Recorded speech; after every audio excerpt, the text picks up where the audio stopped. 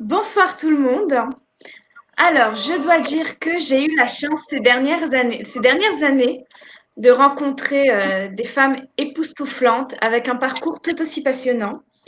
Et Sarah Joy est l'une d'elles, en l'occurrence parce qu'elle s'est tournée vers une carrière peu banale qui est toujours actuellement d'accompagner les femmes à mettre leurs enfants au monde.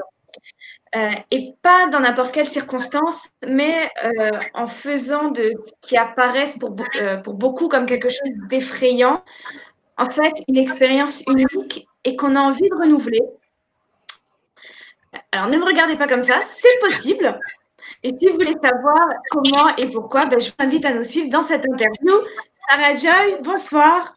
Bonsoir Cécile. On est enchanté de t'avoir ce soir dans cette interview. Je pense que tout particulièrement les mamans qui sont déjà là en train de nous regarder et les futures mamans et peut-être déjà mamans et qui veulent sûrement en savoir un peu plus sur leur accouchement à venir. Voilà, en étant sûr que tu pourras leur apporter pas mal d'outils et de lumière dans ce domaine. Voilà. Alors, déjà, tu t'appelles Sarah Joy. Tu es ce qu'on appelle une doula. Alors, c'est un concept qui n'est pas connu partout. On aimerait bien que tu nous expliques un peu ce que c'est, en quoi consiste une doula, quel est son rôle et comment elle nous aide. D'accord, Cécile. Déjà, merci de m'accueillir sur la Chine. C'est un grand honneur et une grande première aussi pour moi. Alors, une doula, Cécile, c'est une professionnelle en périnatalité qui est là pour accompagner les futurs parents avant, pendant et après l'accouchement. Et qui est là pour leur apporter un support à 3 niveaux. Donc, au niveau physique, au niveau émotionnel et au niveau informationnel. Donc ça, c'est une définition assez globale. Je vais essayer d'expliquer un peu plus précisément mon rôle avant, si tu peux te après. rapprocher peut-être un peu de l'ordi ou quoi, parce que je ne sais pas pour les autres, moi j'ai un peu de mal. Si les autres femmes entendent bien, voilà, si vous pouvez laisser un commentaire à ce niveau-là, pour me confirmer que l'audio est bon. D'accord. Mais vas-y, excuse-moi, continue en attendant. Peut-être parler un peu plus fort, plus proche du micro. D'accord. Donc, je disais, en prénatal, je prépare les parents à la naissance et au postpartum. Donc, je vais leur partager avec eux des informations, différents outils. C'est très vaste, mais je vais donner quelques exemples, comme par exemple d'envoyer des listes pour les aider à préparer ce qu'il faut pour l'arrivée de bébé, en termes de puériculture, en termes aussi de layettes, quoi mettre dans la valise de maternité. Je vais pouvoir aussi envoyer des informations sur, par exemple, des exercices pour favoriser le positionnement du bébé, un positionnement optimal dans le bassin avant l'accouchement. Et je peux aussi partager des relaxations guidées sur le thème de l'accouchement, sur le thème du lâcher-prise. Voilà, donc à travers ces exemples, Cécile, tu verras que ma préparation n'est pas une préparation seulement du corps. C'est une préparation globale, préparation également du cœur, donc de l'émotionnel, préparation de la maison, préparation du couple à la naissance et au postpartum. Donc ça, c'est avant l'accouchement, donc on a dit on prépare. À part préparer, je suis aussi disponible pour répondre à toutes les interrogations des futures mamans, pour référer en cas de besoin et aussi en cas de pépin. Okay, donc ça, c'est dans le prénatal. Après, l'accouchement commence. Donc, en général, quand l'accouchement commence, les futures mamans ou les parents prennent contact avec moi et je vais les guider, leur donner des conseils personnalisés selon la situation, selon ce que la maman elle ressent. Et puis, je vais les rejoindre en salle d'accouchement. Et en salle d'accouchement, contrairement aux sages-femmes qui viennent, qui partent, qui s'occupent de plusieurs salles d'accouchement en même temps, moi, je suis présente pendant toute la durée de l'accouchement généralement. Et j'interviens à plusieurs niveaux. Tu m'entends? Oui, oui, je t'entends très bien. Apparemment, tout le monde t'entend bien, donc c'est parfait. Ok. Donc, pendant l'accouchement, j'interviens à plusieurs niveaux. Déjà, j'essaye de créer une ambiance une ambiance sécurisante en salle d'accouchement, une ambiance qui invite à la relaxation et qui fait un peu oublier le côté médical. Okay. Ensuite, je vais essayer de faciliter la communication avec l'équipe médicale. Déjà, il ne faut pas oublier qu'il y a une barrière non négligeable de la langue. Voilà, même les mamans qui sont là depuis un moment en Israël, pendant l'accouchement, elles ont du mal à faire l'effort de comprendre une langue qui reste une langue étrangère, qui n'est pas notre langue maternelle, de comprendre, de faire l'effort de parler. Donc, je sers aussi d'interprète. Mais pas que. Je vais aussi, par exemple, si l'équipe médicale va proposer une intervention, je vais encourager les parents à poser toutes les questions qu'ils pourraient avoir, à demander le plus d'informations possible pour pouvoir faire des choix éclairés. Voilà. Donc, je connais bien les protocoles. D'accord. C'est-à-dire vraiment, tu les prends par la main quelque part et tu es là avec eux dès le début, pendant l'accouchement, pour les encadrer, en fait, j'entends. Au moment de l'accouchement, en tous les cas, c'est beaucoup pour les encadrer, qui se sentent soutenus. Ok, voilà, d'accord. Qui ne se sentent pas seuls, parce que comme j'expliquais, la sage-femme, elle n'est pas là pendant toute la durée de l'accouchement, donc parfois les couples peuvent se sentir très seuls. Le monitoring peut biper, personne ne vient nécessairement, donc c'est vrai que je suis une présence un peu rassurante. Voilà. Ensuite, j'ai de nombreuses techniques, méthodes, accessoires aussi pour faciliter le travail, pour aider la maman à gérer les contractions, composer avec la douleur. Donc, c'est plusieurs techniques. Ça peut être l'utilisation d'un châle mexicain qui s'appelle le rebozo. C'est une technique que j'aime beaucoup, qui va permettre, selon l'utilisation, de stimuler l'accouchement, de détendre la maman. C'est très agréable pour la maman. Je l'enrobe d'un châle, je fais des balancements. Voilà, c'est une des techniques. Je peux utiliser la réflexologie, des points de shiatsu. Après, évidemment, ça dépend de la situation, ça dépend des préférences de la maman aussi. J'utilise les huiles essentielles. En général, quelles sont les mamans, les futures mamans qui font appel à toi? Déjà, pourquoi elles viennent à toi à la base? Et c'est quel style de personne? Pourquoi on va chercher une doula? Ok, alors déjà, les mamans avec qui je travaille, ce sont soit des mamans anglophones, soit des francophones. Ça peut être des mamans célibataires, ça peut être des mamans en couple. C'est des mamans de tous bords, quoi. Ça peut être des mamans qui ont déjà accouché plusieurs fois, ou alors des mamans qui sont enceintes de leur premier. Pourquoi faire appel à une doula? Pour être un peu accompagnée pendant, après, pour avoir une personne bienveillante, qui ne va pas vous juger, comme une espèce de copine, mais professionnelle, qui a toutes les connaissances qu'il faut par rapport à l'accouchement, à la grossesse, et à qui vous pourrez poser vos questions, qui pourra vous aider pendant le travail, même après l'accouchement. Donc voilà, j'arrive en fait au postnatal.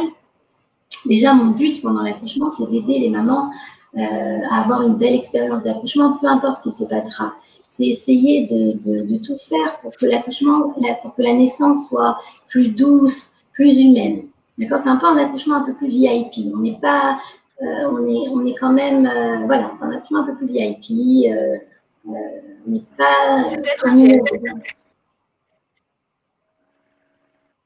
C'est-à-dire, le fait d'avoir une personne qui est avec vous pendant toute la durée de l'accouchement, déjà, c'est différent de ce qui se passe normalement.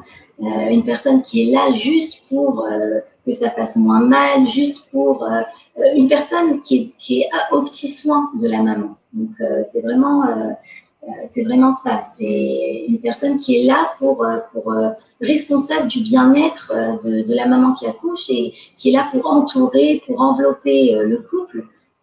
Donc oui, bien sûr, c'est VIP.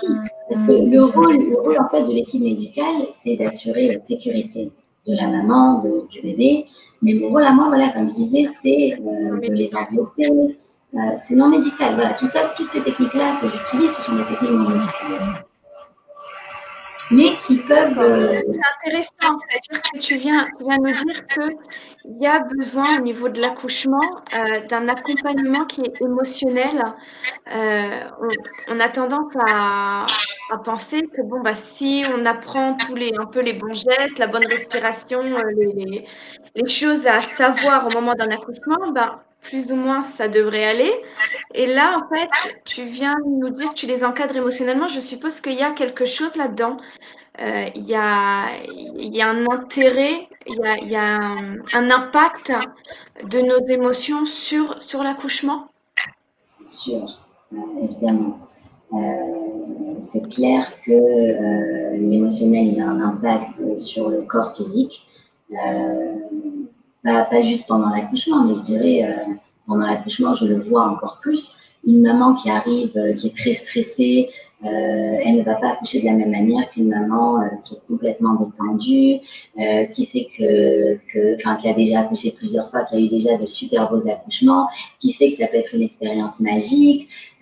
Donc forcément, oui, l'émotionnel, il a un impact. Et même lorsqu'on étudie les hormones de l'accouchement, on sait que le stress, il peut entraver la production d'endorphines et d'ocytocine d'abord, il va inhiber la production d'ocytocine, qui va entraver la production d'endorphines.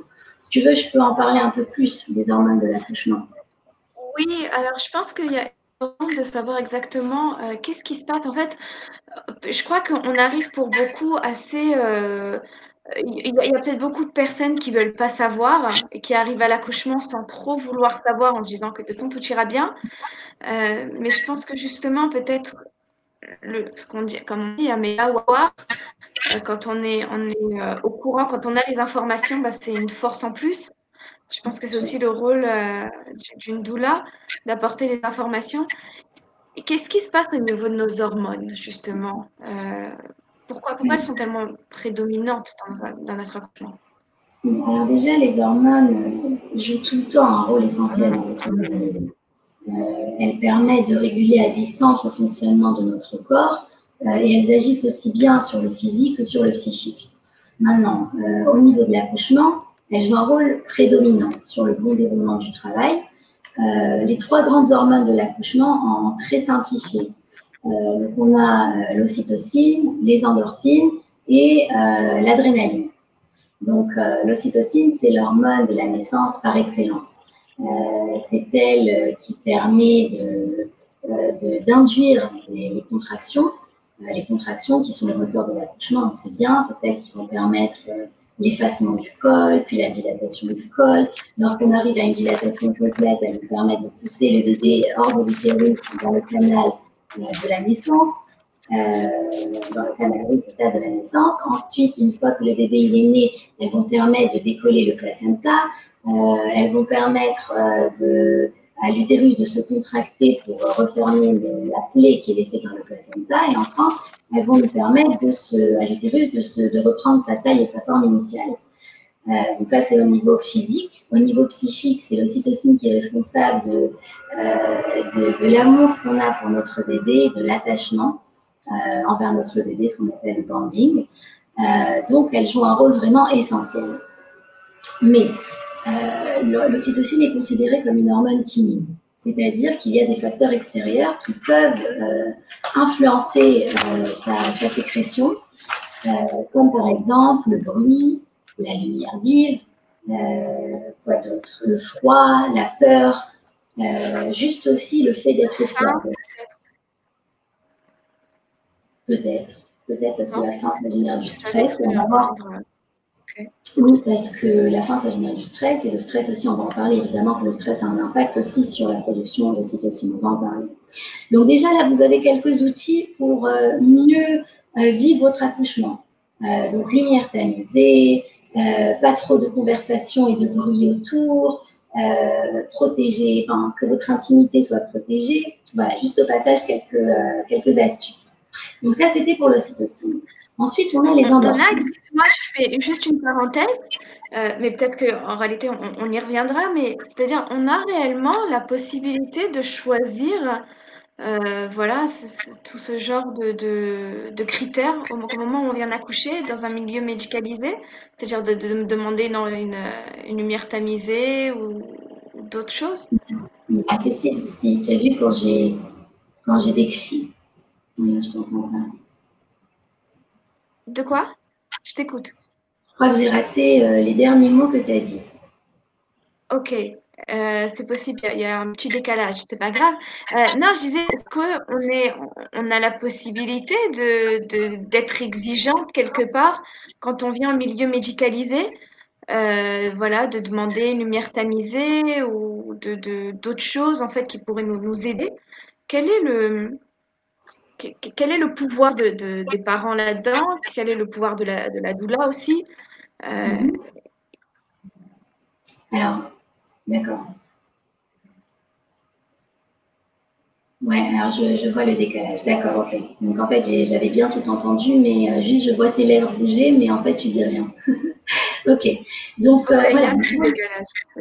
Ok. Mon rôle en tant que doula, c'est un de mes rôles pendant l'accouchement, c'est de créer cette ambiance tamisée, donc tamiser les lumières, mettre de la musique. Bien sûr, en fait, la salle d'accouchement, elle nous appartient, elle appartient, enfin, pas à moi, mais elle appartient au couple et à la maman qui accouche. Donc, elle peut faire ce qu'elle a envie dedans, évidemment, tant que le monitoring est bon, tant qu'on ne lui demande pas, tant qu'il n'y a pas des médecins qui ont besoin de vérifier certaines choses, à ce moment-là, c'est sûr qu'ils vont allumer la lumière. Mais quand tout va bien, quand on est seul, on fait ce qu'on veut, on peut mettre de la musique. Et là, la dernière fois, à mon dernier accouchement, il y a une maman qui adorait qui adorait la sensation du séchoir chaud sur elle. Donc, on a amené un séchoir et je lui ai fait du séchoir sur elle pendant l'accouchement. On met de la musique, on danse. Voilà, la salle, elle est à nous, en fait. Et c'est vrai que ça aide beaucoup de se sentir comme ça dans une petite bulle d'intimité. Moi, toujours, je tire les rideaux, j'essaie de fermer la porte pour pas qu'on entende d'autres femmes qui accouchent, qui crient. Je veux dire, la porte qui mène vers les sages-femmes, vers l'équipe soignante, en fait. Donc, pour revenir aux hormones de l'accouchement, on parlait des endorphines. Donc, les endorphines, ce sont les antidouleurs naturelles que le corps produit. Plus la production d'ocytocine augmente, plus la production d'endorphines augmente, c'est-à-dire que plus les contractions sont rapprochées et intenses, plus les antidouleurs vont être produits. Regardez comment c'est tellement bien fait. Antidouleur naturelle. Voilà, c'est ça.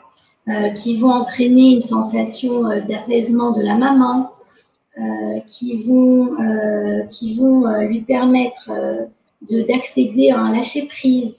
Des fois, on voit des femmes enceintes qui sont un peu dans leur bulle. Ben, ça, c'est l'effet des endorphines. Elles peuvent ressentir un peu elles peuvent être dans un état de conscience modifié. Elles peuvent être un peu proches de l'euphorie. Donc ça, c'est l'effet des endorphines. Et c'est ce sont ces hormones-là qui nous permettent de mieux gérer la douleur des contractions. Okay.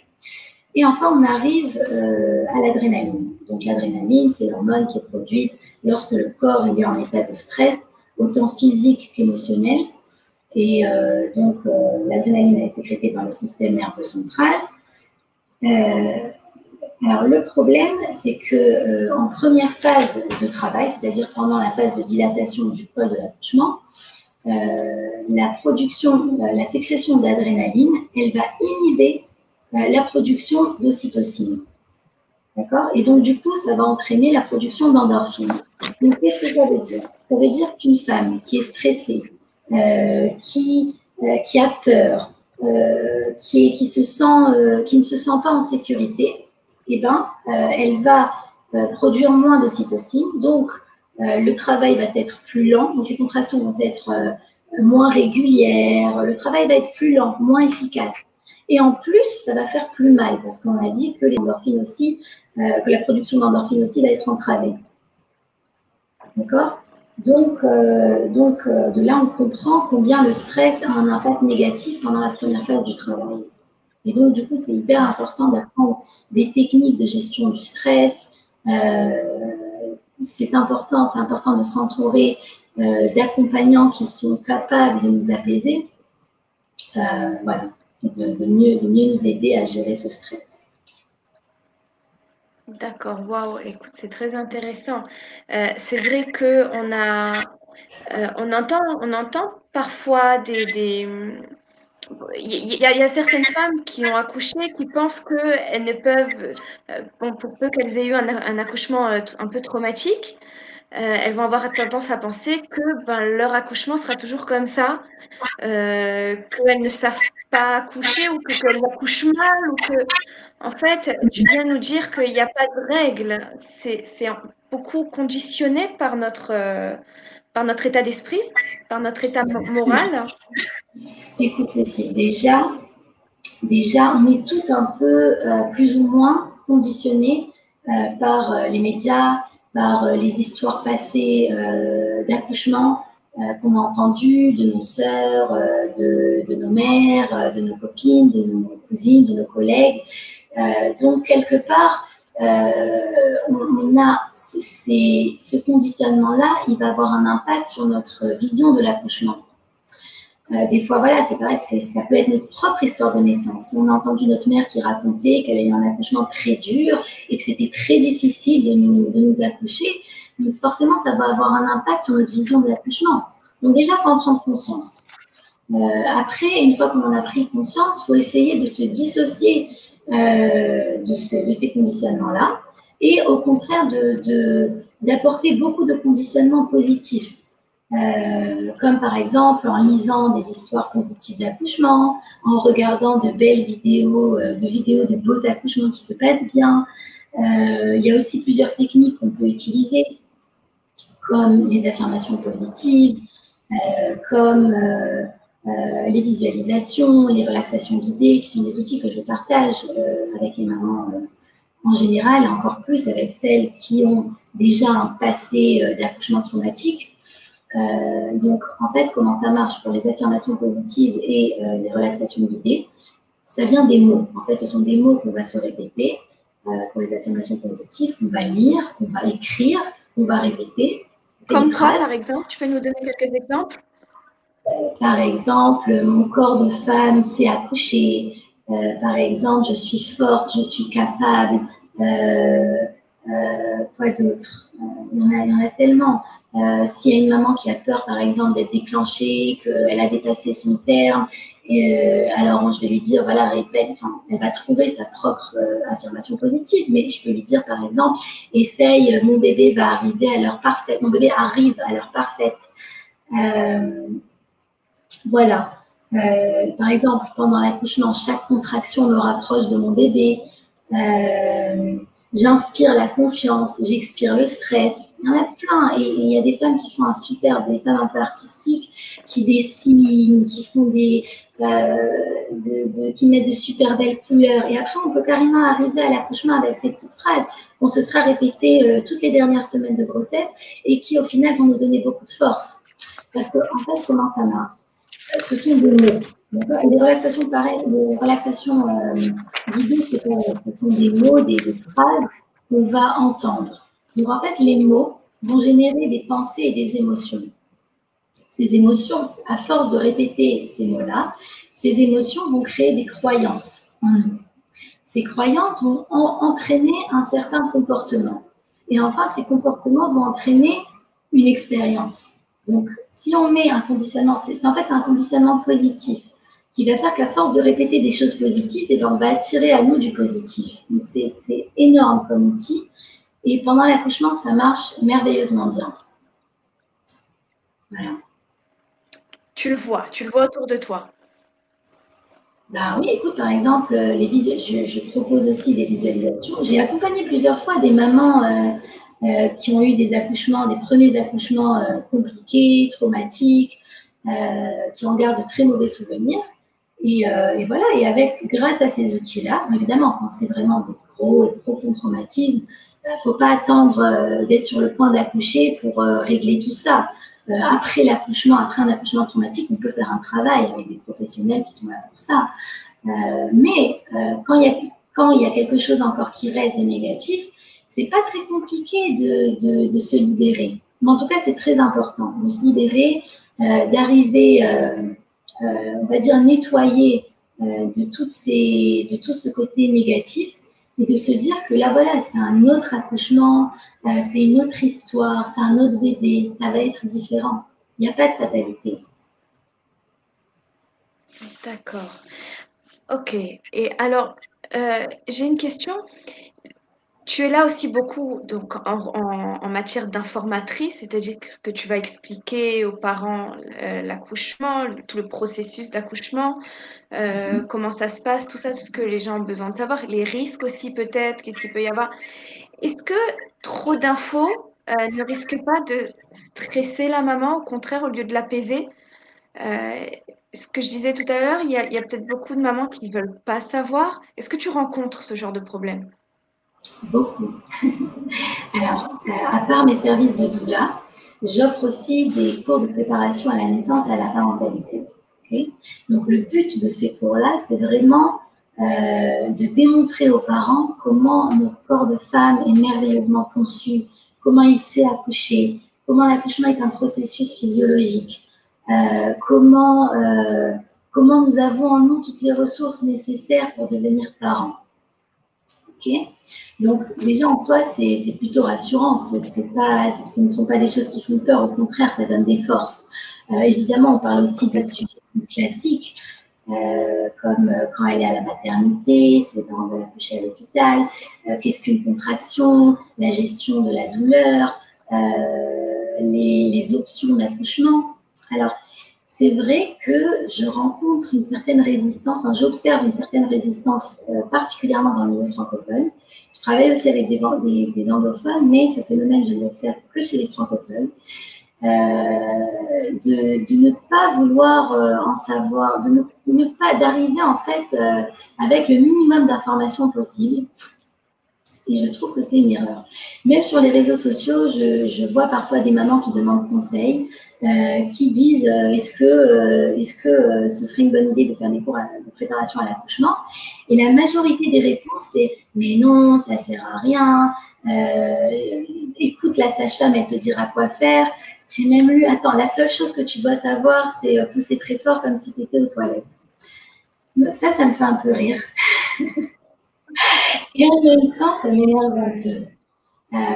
Parce que, alors, je disais, ça me fait sourire ce genre de réponse, mais en même temps, ça m'énerve un petit peu. Parce que c'est complètement à l'opposé de ce que moi, j'essaye de véhiculer comme message, d'être actrice de son accouchement, d'arriver informée, avec des préférences, en ayant une idée des différentes options qui s'offrent à nous, d'arriver en étant pas spectatrice, en étant actrice, comment dirais-je, tu veux dire. Voilà, c'est ça. Complètement active. Voilà. Dans la tête et dans le corps. C'est ça. Mais pour pouvoir être complètement active et ne pas se positionner comme un objet, en fait, au lieu d'être un sujet, on arrive comme un objet. On se repose entièrement sur l'équipe médicale. On va être là pour exécuter ce qu'on nous demande, même si ça va à l'encontre de nos désirs. Et ça, en fait, je trouve ça non seulement pas top, mais en plus un peu risqué. Parce que plusieurs fois, de l'objet, on passe à la victime. J'ai des mamans qui me racontent leurs accouchements passés, et elles me disent « on m'a fait, et ils m'ont dit, et le gynéco m'a accouché ». Et en fait, voilà, elles en gardent un très mauvais souvenir. Elles se sont senties impuissantes, elles se sont senties voilà, comme des boîtes. C'est une maman aussi qui m'avait décrit son récit d'accouchement, qui me l'avait envoyé. Et j'avais noté, c'est très fort. On m'a dit, j'avais l'impression d'être comme une boîte qu'on cherchait à ouvrir à tout prix. C'est dur d'entendre ça. Donc moi, au contraire, j'encourage les mamans à apprendre sur les... Non seulement tu leur redonnes leur place, mais en fait, voilà, tu les...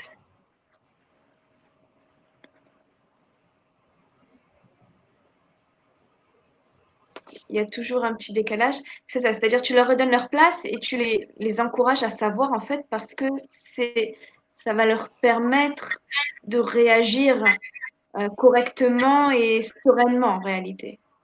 C'est ça. Voilà. Et en plus, dans mes cours de prépa à l'accouchement, je trouve que le fait d'envisager les différents scénarios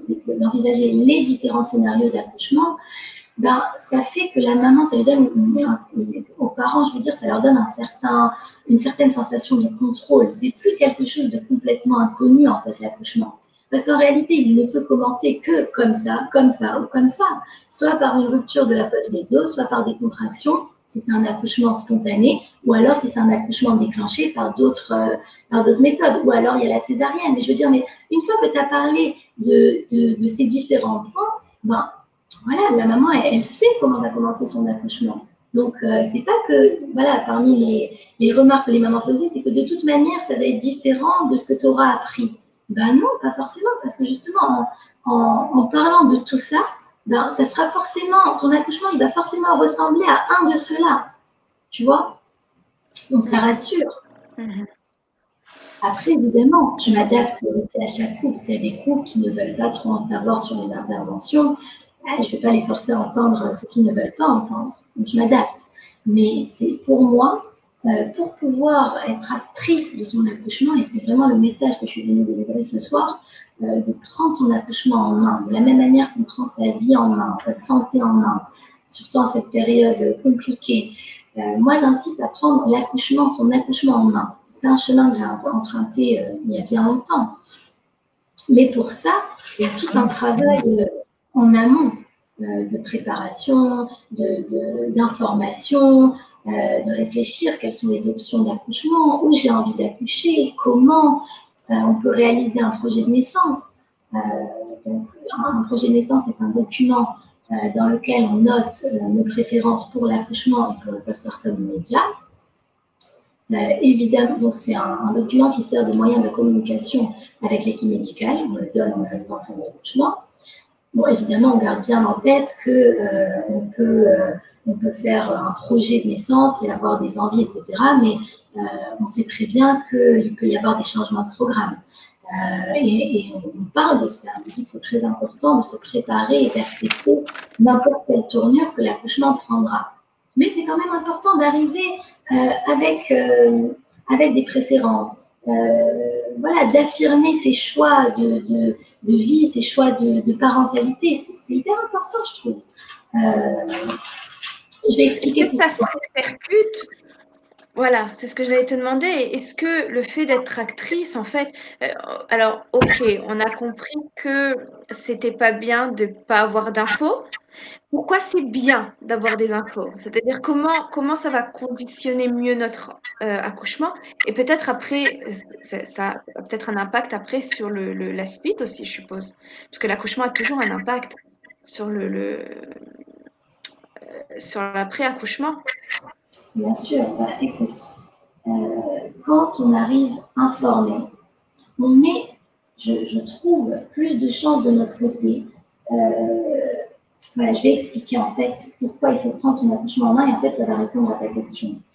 Il y a eu plusieurs études qui ont été faites dans lesquelles on essayait de rechercher quels étaient les facteurs qui entraînaient une satisfaction maternelle de l'accouchement.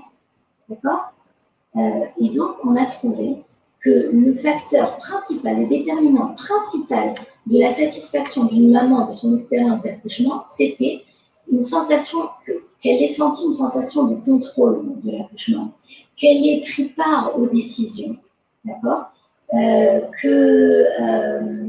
ait été investie, qu'elle ait participé en fait à la démarche de soins. Quoi d'autre, qu'elle ait été informée des procédures, qu'on ait demandé son consentement avant n'importe quelle intervention. En un mot, ça veut dire être actrice, que la maman, elle a senti qu'elle n'était pas juste comme un objet, qu'elle était là, qu'elle prenait part au decision making, tu vois. Ça a un impact.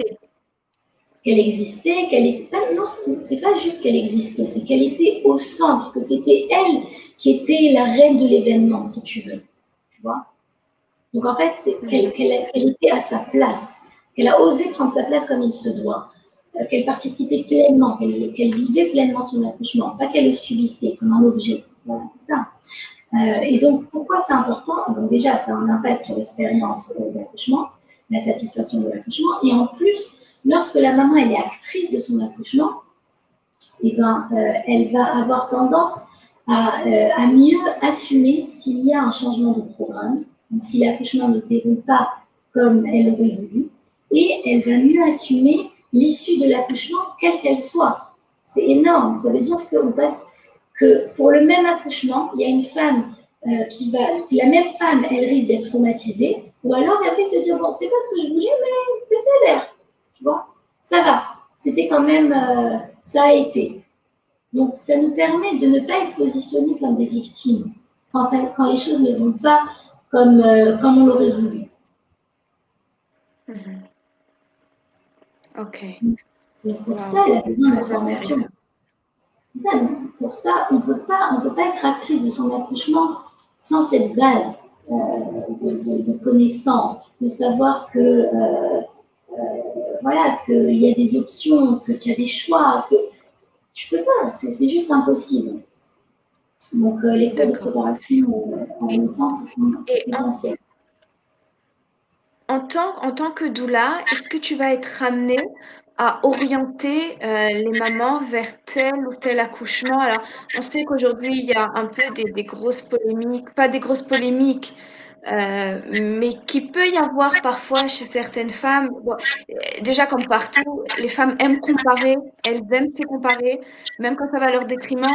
Et c'est vrai que de la même façon que je peux avoir peur parce que j'ai entendu que chez ma tante, ma cousine, ma sœur, mon truc, il y a eu un accouchement un peu traumatisant. Donc forcément, je vais refaire une projection. Il y a aussi, j'entends quand même aussi pas mal l'histoire de l'accouchement naturel, pas naturel, épidural, pas épidural. Enfin, en français, péridural, épidural, je ne me rappelle plus exactement. Il y a comme ça un complexe aussi de certaines mamans qui peut-être auraient voulu accoucher naturellement et qui se sentent amoindries, qui sentent qu'elles ont moins de valeur parce qu'elles ont, finalement, elles ont dû prendre une épidurale ou parce qu'elles ont une césarienne ou parce que il y a un peu comme ça une compétition. Est-ce que tu le rencontres un peu? Est-ce que toi-même, tu vas orienter vers tel ou tel accouchement? Alors écoute, moi j'informe et après je laisse les parents, la future maman, choisir l'accouchement qui lui ressemble. Mon rôle, c'est pas du tout d'influencer les parents vers tel ou tel choix. On est toutes différentes. On a aujourd'hui des choix qui s'offrent à nous. On a la chance de pouvoir prendre une péridurale si on a envie de prendre une péridurale. On a la chance de pouvoir accoucher naturellement si on le souhaite. Donc, chacune en fonction de qui elle est, de ce qui lui ressemble, elle fera ses choix. Et mon rôle, c'est de la soutenir, peu importe le choix qu'elle prendra. Voilà. Maintenant, c'est vrai que l'accouchement naturel, c'est un peu à la mode. C'est à la mode. Donc, c'est vrai que tout de suite, il y a des camps. Celles qui ont accouché naturellement, ça divise. Mais ce n'est pas le but. Il faut comprendre qu'on est toutes différentes et que une maman qui n'a pas envie d'accoucher naturellement, elle ne va pas se forcer à accoucher ou essayer d'accoucher naturellement si ça ne lui correspond pas. Il n'y a pas de concurrence à avoir. Une femme qui accouche, peu importe comment, que ce soit par césarienne, que ce soit avec péridurale, que ce soit sans péridurale, que ce soit dans l'eau, que ce soit dans la voiture, peu importe, c'est une championne. Et elle a fait un effort énorme et c'était pas évident. Et voilà, et donc il n'y a pas une médaille parce que la maman, elle a accouché naturellement. Ok. Tu as dit ça n'est pas le but. Quel est le but ultime pour toi? Si tu devais décrire ça en quelques phrases. Le but ultime de l'accouchement. Oui, c'est-à-dire que quand tu vas accompagner la maman, quel est ton but à toi? Qu'est-ce que tu veux faire? Où tu vas arriver avec elle? Écoute, moi, je suis doula parce que je veux vraiment aider les femmes à être en contact avec leur toute puissance de femme. Okay? Et dans l'accouchement, on a accès à ces super pouvoirs. L'accouchement, c'est un événement qui est extraordinaire, qui peut être extraordinaire, qui est privilégié dans la vie d'une femme, dans la vie d'un couple. voilà, dans lequel vraiment on peut se sentir femme à 2000% en tant que source de vie. C'est un moment magique. Donc, moi, mon but, c'est d'aider les femmes à découvrir ces pouvoirs qu'elles ont en elles et de leur faire comprendre que si jamais, et découvrir les forces cachées qu'elles ont en elles. Et après, je vais leur dire que si jamais elles ont pu accoucher, ben, en fait, elles peuvent conquérir le monde. Et ça, j'ai une maman que j'ai accompagnée qui m'a, quand son bébé avait 6-7 mois, on avait parlé, elle me disait que c'était très dur, qu'elle en avait marre de beaucoup dormir. Et elle me dit, tu sais, dans ces moments-là, je me rappelle de mon accouchement. Et je me dis que si j'ai été capable de le faire, c'est que j'ai encore cette force en moi. Et cette force-là, elle m'accompagne, même pour les moments difficiles, même maintenant. Donc voilà, donc pour moi, d'aider ces femmes à trouver ces forces-là en elles, ça leur donne du courage, des forces pour toute la vie, en fait. C'est leur montrer qu'elles sont capables. C'est leur redonner cette valeur d'elles-mêmes, en fait. C'est ça. Et si elles étaient capables de l'accouchement, elles sont aussi capables d'élever leur bébé. Et la maternité, c'est pas tout rose, les nuits, les coliques et les dents. Voilà, donc on a besoin de savoir qu'on est capable et qu'on a ces forces en nous, même quand c'est difficile. Ok, bien fait. Super. C'est ma team, comme on dit, c'est-à-dire ça donne de la, ça remplit. Et les papas dans tout ça, les papas. Comment ils se sentent déjà au milieu de la maman, tu sais pas forcément ce qu'il faut faire, de la doula, du service hospitalier, quelle est sa place en général? Quel travail tu fais avec le papa? Parce que je suppose qu'il fait partie intégrante aussi. Comment ça se passe? Alors, comme tu dis, Cécile, les papas, ils ont leur place en salle d'accouchement, ils font partie intégrante de l'histoire, c'est leur bébé aussi.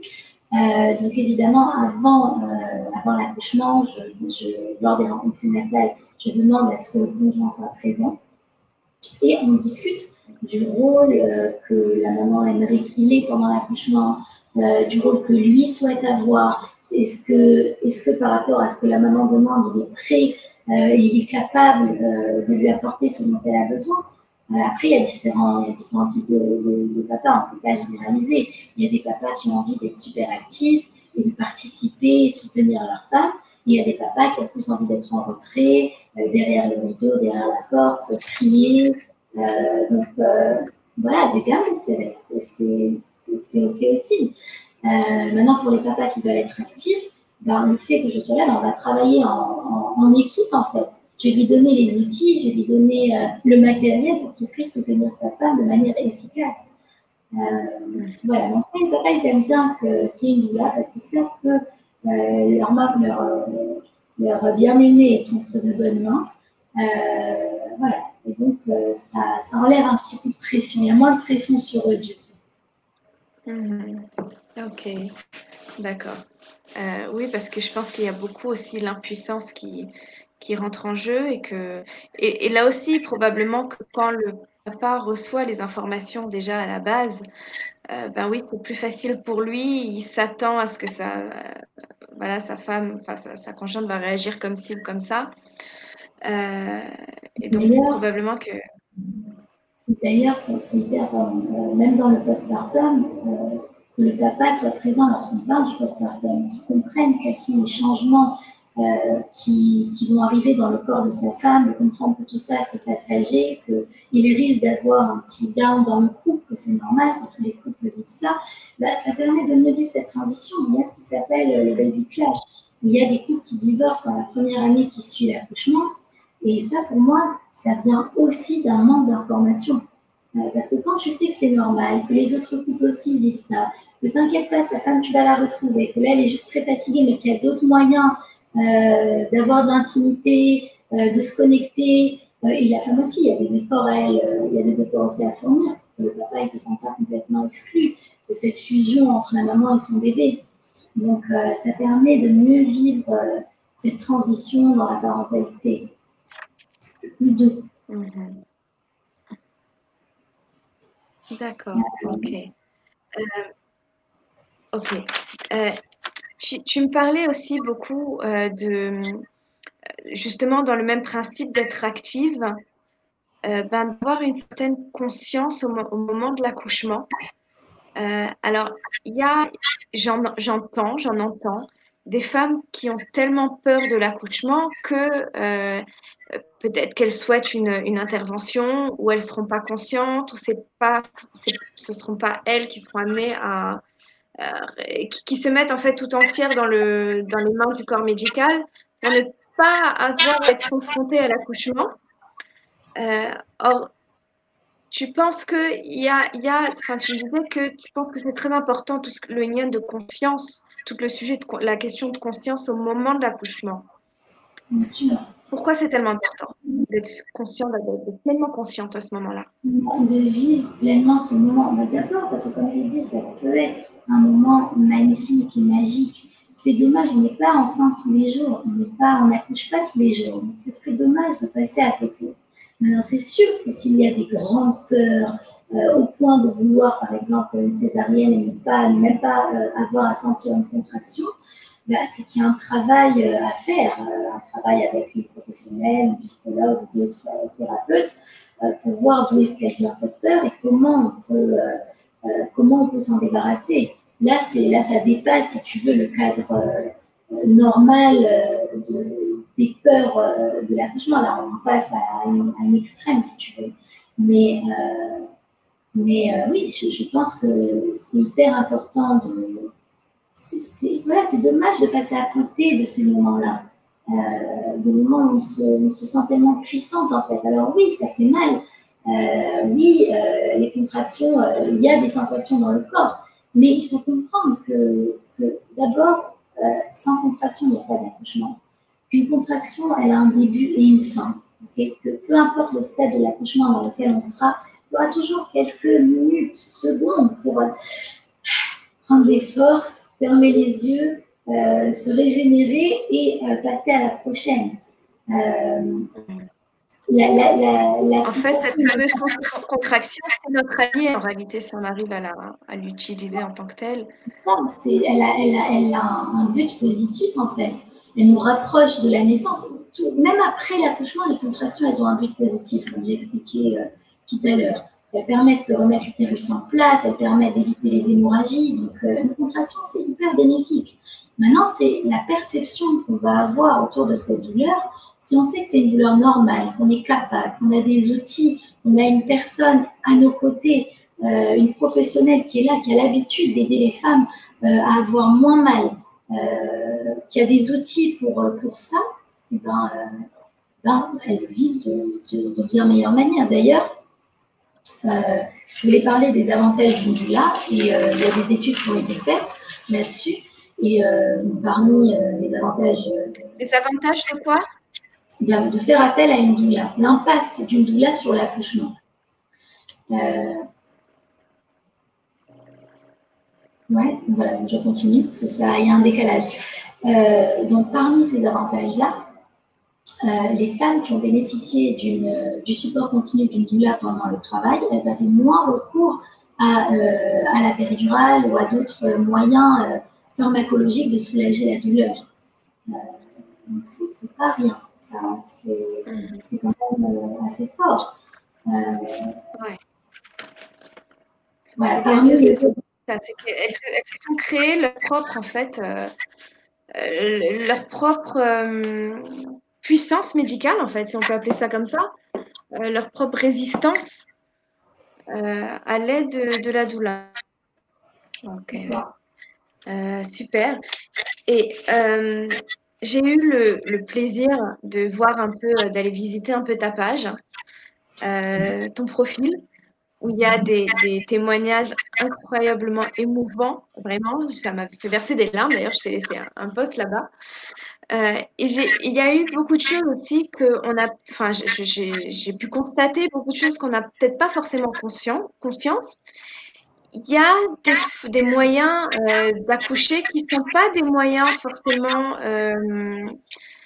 des moyens forcément comment on dit ça, ordinaires, hein, comme d'accoucher dans l'eau, dans une piscine.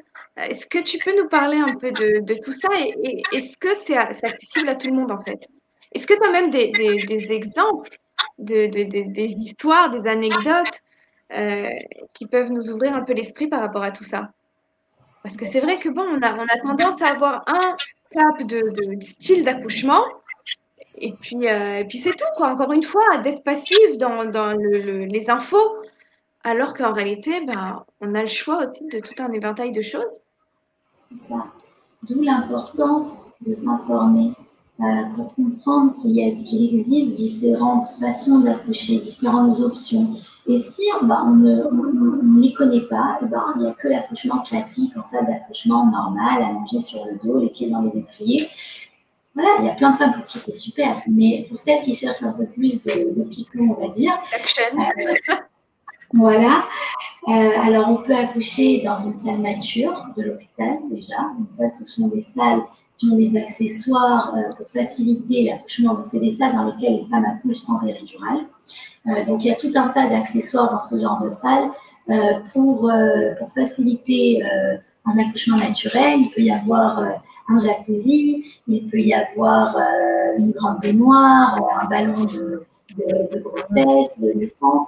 Il peut y avoir des cordes suspendues au mur pour essayer pour se suspendre, pour essayer des différentes positions, les squats, etc., qui aident à la dilatation et qui sont très agréables pour les mamans.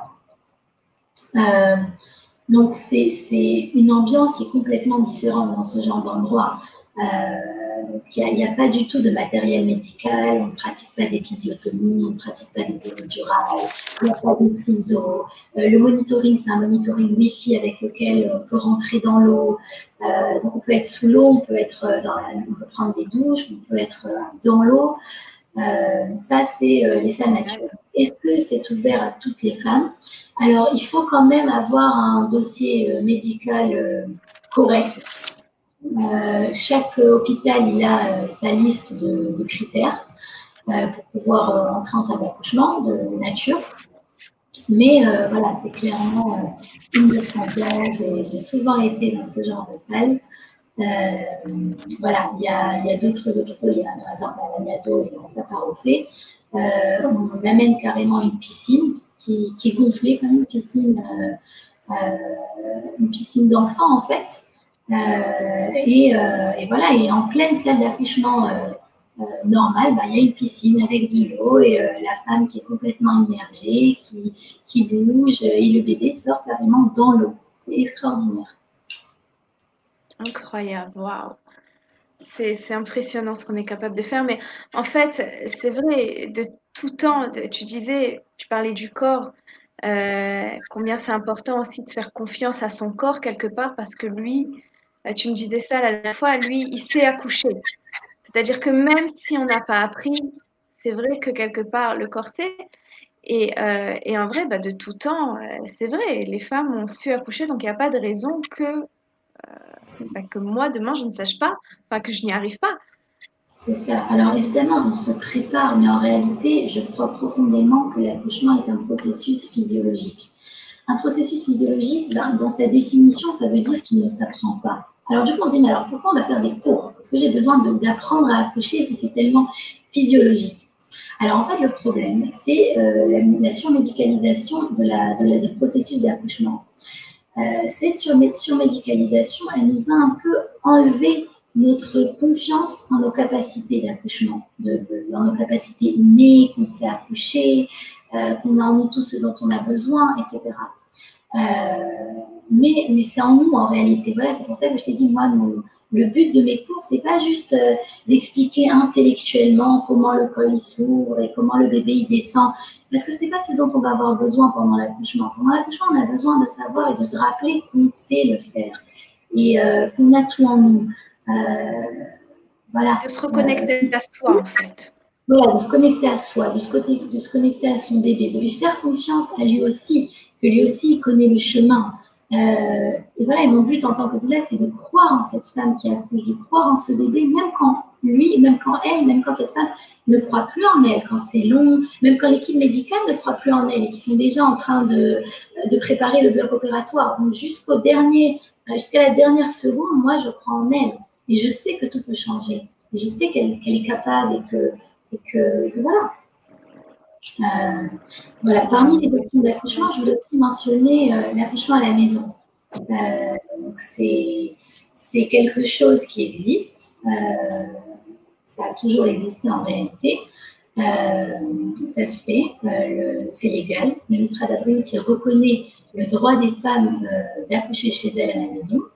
Il y a des sages-femmes qui sont spécialisées en accouchement à domicile. Voilà, et après, le ministère d'Abril a établi des critères qui font pour vérifier que la femme elle est oui ou non éligible à ce genre d'accouchement-là. D'accord. Donc en fait, on peut, voilà, il faut juste croire qu'on peut, et c'est déjà le début de, voilà, c'est aussi se permettre des choix, se permettre de réfléchir, se permettre de choisir, se permettre de décider certaines choses sans forcément être complètement dans les mains uniquement du corps médical. Si c'est notre choix, c'est notre choix aussi, c'est très bien, mais disons qu'il y a beaucoup d'autres options. Ok. Ouais. Cécile, voilà, j'avais quelques points sur comment être actrice de son accouchement. Tu veux que j'en parle un petit peu? Bien sûr, oui. Je pense que oui, c'est justement tout le sujet. Déjà, tu en as dit pas mal. Déjà, vous l'aurez compris, c'est déjà une préparation en amont. D'abord, s'informer des différentes options, s'informer sur les processus d'accouchement, sur les protocoles hospitaliers.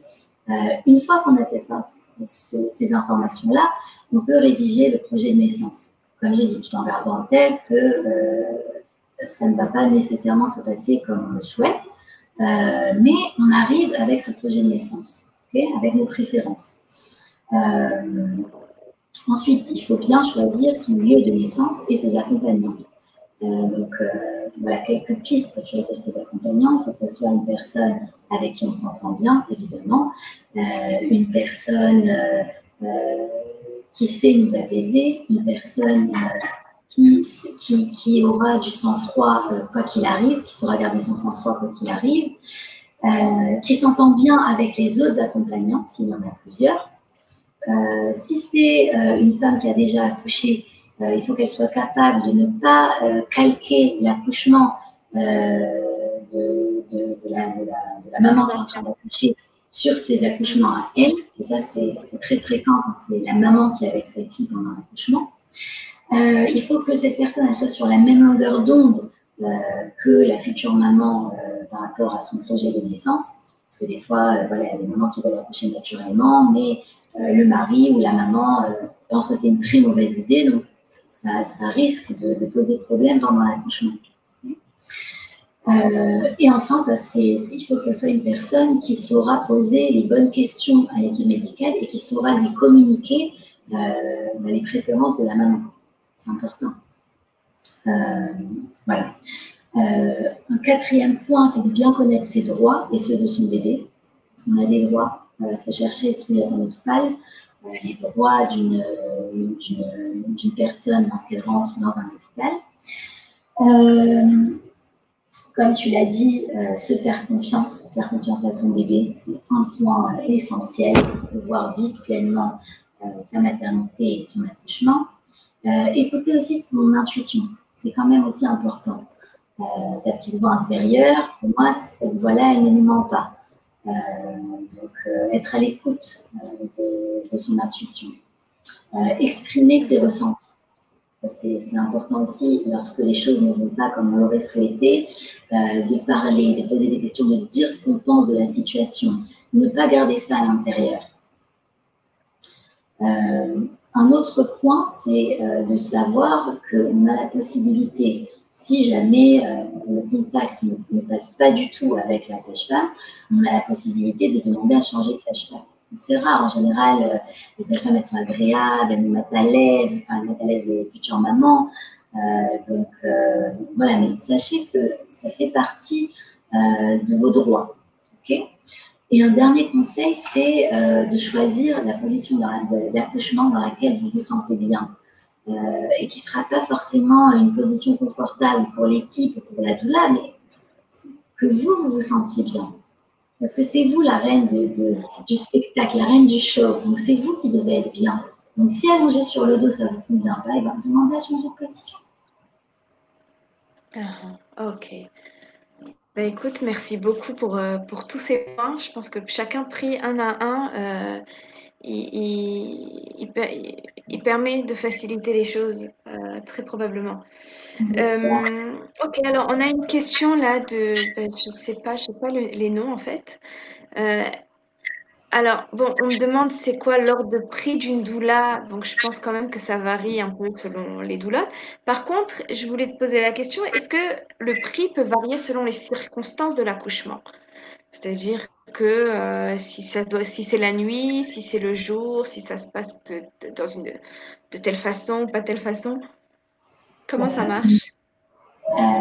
Alors, pas du tout. C'est un forfait global que la maman accouche en 3 jours ou qu'elle accouche en 2 heures. C'est le même forfait, que ce soit, enfin, pour moi, que ce soit une césarienne ou un accouchement normal, c'est le même prix. Par rapport à l'ordre prix, bon, chaque doula, elle a, en fonction de son expérience, en fonction des formations supplémentaires qu'elle aura faites, elle a son prix, mais on va dire que ça tourne autour de 2500 et 4500 chez elle.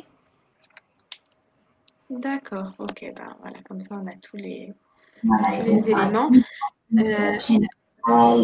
La participation active pendant l'accouchement, les rencontres postnatales, une disponibilité 24 heures sur 24 à partir de 38 semaines en général, Shabbat, les fêtes, voilà. D'accord. Tu exerces en Israël, mais des doulottes en France, ça existe? Oui. Et j'en connais quelques. Oui. Ok, donc s'il y a des gens qui ont besoin, ils peuvent également se tourner vers toi, et même peut-être aussi en tant que préparation. Au niveau de la préparation à l'accouchement, tu prépares à distance aussi par Zoom? Oui. Sur Zoom, en présent. Dans tous les cas. Ok, bah écoute, tout est très très bon à savoir. Sarah Joy, merci beaucoup, beaucoup, beaucoup pour toutes ces infos. Tu fais un travail magnifique, vraiment. Voilà, je ne cesserai de le dire. C'est émouvant, c'est beau, et puis on te sent pleinement investi là-dedans, pleinement pour les femmes. Et ça, je crois que c'est le côté le plus rassurant quand on vient accoucher, de savoir qu'il y a quelqu'un qui est là pour nous et uniquement pour nous et pour notre bébé. Et probablement, ben voilà, quand on parle de gestion du stress, ben ça doit, rien que ta personnalité, je suis sûre déjà, doit nettement aider à aider les mamans.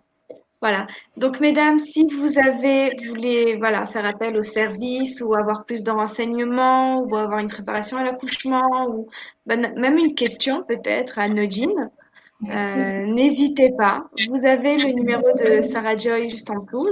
Alors, pour la France, 962, le 972. Pour Israël, 052 50 00 9 75, si je ne me trompe pas. Et voilà, je pense que par WhatsApp, et elle se fera un plaisir de vous répondre. Voilà. Merci beaucoup, Sarah Joy. Beaucoup, beaucoup de petits bébés pour cette année et pour les prochaines. Voilà, comme je disais, pas que chez toi, mais aussi chez les mamans. Et que je suppose que c'est quand même, ça fait partie aussi, c'est quelque part tes bébés aussi. Quand tu accompagnes une maman, je pense qu'il y a un lien qui se crée tout à fait particulier qui fait que c'est aussi un peu ton bébé. Voilà. C'est aussi un peu l'œuvre de tes mains, probablement. Voilà. Merci beaucoup. Merci de votre participation. Et puis, on se retrouve. Des accouchements faciles et joyeux à toutes les mamans qui nous regardent. Je souhaite des accouchements faciles et joyeux à toutes les mamans qui nous regardent. Amen, amen. Merci beaucoup. Je vous retrouve la semaine prochaine pour une autre interview sur le pouvoir des femmes.